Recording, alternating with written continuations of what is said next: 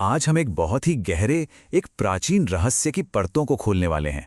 एक ऐसी दिव्य आत्मा की कहानी जिसका जन्म किसी माँ की कोख से नहीं हुआ था, बल्कि तप और संकल्प से। जी हाँ, ये कहानी है कृपाचार्य की। एक ऐसी कहानी जो हमें कर्तव्य और निष्पक्षता का असली मतलब सिखाती है। जरा इस बात पर गौर कीजिए। जन्म जो किसी स्त्री की कोख से नहीं हुआ, यह सिर्फ एक लाइन नहीं है। इसमें एक बहुत बड़ा रहस्य छिपा है। यह हमें एक ऐसी हस्ती से मिलवाता है जिसकी शुरुआत ही एकदम असाधारण थी। कोई वंश नहीं, कोई कुल नहीं, और कृपाचार्य की कहानी की शुरुआत ठीक यहीं से होती है। एक ऐसी नींव पर जो उन्हें आगे चलकर किसी भी तरह के भेदभाव या पक्षपात से बिल्कुल दूर रखने वाली थी। तो सवाल उठता है कि आखिर उनका जन्म हुआ तो हुआ कैसे। चलिए, कहानी के पहले अध्याय में चलते हैं, एक ऐसे चमत्कार की ओर जो कुदरत के बनाए नियमों से भी परे था। जरा सोचकर देखिए, घने जंगल में पत्तों की सेज पर एक शिशु मिलता है और उसके शरीर से एक अलग ही तेज निकल रहा है। ऐसा लगता है मानो खुद प्रकृति ने उसे चुना हो। और कमाल की बात यह है कि उस शिशु में जन्म से ही सेल्फ कंट्रोल और बैलेंस था। कृपाचार्य बिल्कुल ऐसे ही थे, गुस्सा, मोह, इन सबसे कोसों दूर। उनका स्वभाव बचपन से ही किसी तपस्वी की तरह एकदम शांत और फोकस था। अच्छा, तो इस दिव्य जन्म के बाद उस बालक ने रास्ता चुना ज्ञान का।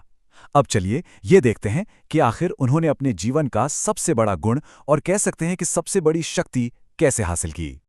ये जो शब्द है ना, निष्पक्षता, ये कृपाचार्य के लिए सिर्फ एक शब्द नहीं था, ये उनकी पूरी लाइफ फिलॉसफी थी। सोचिए, एक ऐसी दुनिया थी जहां हर कोई किसी न किसी साइड पर था। कोई परिवार से बंधा था, कोई अपने राज्य से। उस दौर में कृपाचार्य न्याय और सच्चाई के एक ऐसे पिलर की तरह खड़े थे जिसे कोई हिला नहीं सकता था। और उनका यह बैलेंस सिर्फ उनके स्वभाव में ही नहीं, बल्कि उनके ज्ञान में भी साफ साफ दिखता था। चाहे वो शास्त्र हो या फिर आचरी यानी धनुर्वेद, वॉर स्ट्रैटेजी हो या फिर जीवन धर्म, उन्होंने हर चीज में एक जैसी महारत हासिल की। इससे पता चलता है कि उनका नजरिया कितना बैलेंस्ड और कंप्लीट था। तो इतना ज्ञान हासिल करने के बाद वो एक गुरु बने, लेकिन गुरु का ये रोल, यही उनके जीवन का सबसे बड़ा इम्तिहान भी बन गया। एक ऐसा मोड़ आया जहां उनके सिद्धांतों को, उनकी वैल्यूज को सबसे बड़ी चुनौती मिली। देखिए, वो एक शानदार टीचर थे और उनकी क्लास का सबसे बड़ा नियम था इम्पार्शियलिटी। उनकी नजरों में हर स्टूडेंट सिर्फ एक स्टूडेंट था जिसमें ढेर सारी संभावनाएं थीं। उनके लिए इस बात से कोई फर्क नहीं पड़ता था कि सामने पांडव है या कौरव। और फिर वो समय आया, महाभारत का युद्ध, जब उन्हें एक साइड चुननी ही पड़ी। यहीं पर उनका सबसे बड़ा कन्फ्लिक्ट सामने आता है। बाहर से देखने पर वो एक योद्धा थे जो लड़ रहे थे, लेकिन अंदर से वो हमेशा एक तपस्वी ही रहे। उन्होंने हथियार किसी नफरत या अटैचमेंट की वजह से नहीं उठाए थे। नहीं, उन्होंने ऐसा सिर्फ एक गुरु और अपने राज्य के प्रति अपनी ड्यूटी, अपने कर्तव्य को पूरा करने के लिए किया था। तो युद्ध खत्म हुआ। चारों तरफ तबाही के बाद एक अजीब सी शांति थी। अब सवाल ये उठता है कि जब कोई अपने सिद्धांतों पर इतना मजबूती से टिका रहता है, तो आखिर में उसे मिलता क्या है? क्या इनाम मिलता है? युद्ध के बाद सब कुछ खत्म हो चुका था। वो अकेले खड़े थे, न कोई पक्ष बचा था, न कोई साथी। लेकिन उनके मन में कोई दुख, कोई अफसोस नहीं था।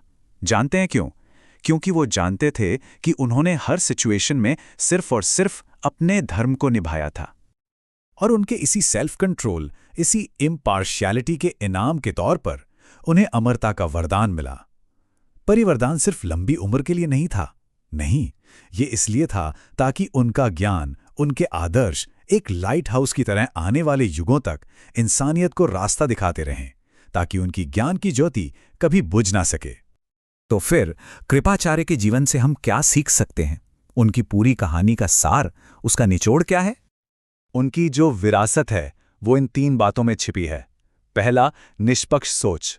दूसरा, शांत संयम। और तीसरा, धर्म के अनुसार अपना कर्तव्य निभाना। देखिए, महानता सिर्फ ताकत या जीत हासिल करने में नहीं होती। असली महानता तो बिना किसी का पक्ष लिए सोचने में है, मुश्किल हालात में भी शांत रहने में है, और बिना किसी अटैचमेंट के अपनी ड्यूटी पूरी करने में है। और आखिर में ये कहानी हमें एक बहुत बड़े सवाल के साथ छोड़ जाती है। आज की दुनिया को देखिए, कितनी बटी हुई है। हर तरफ से हमें किसी न किसी का पक्ष लेने पर मजबूर किया जाता है। ऐसे में क्या कृपाचार्य की तरह सच में निष्पक्ष रह पाना मुमकिन है? इस पर सोचिएगा जरूर।